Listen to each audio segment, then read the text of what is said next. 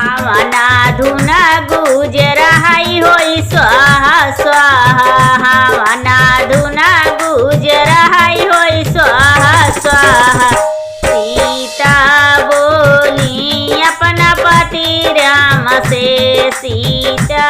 बोली अपना पति राम से चला हो स्वामी सुनियाई स्वाहा स्वाहा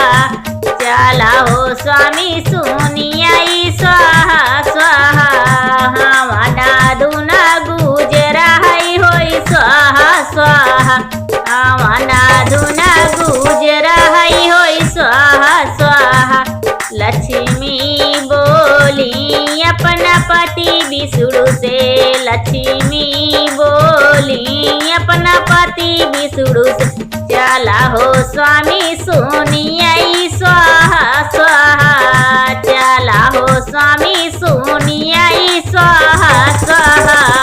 हवना धुना गुजर हाई होई स्वाहा स्वाहा हवना धुना गुजर हाई होई स्वाहा स्वाहा गौरा बोली अपना पति शिव से गौरा बोली अपना पति शिव से चला हो स्वामी सुनिया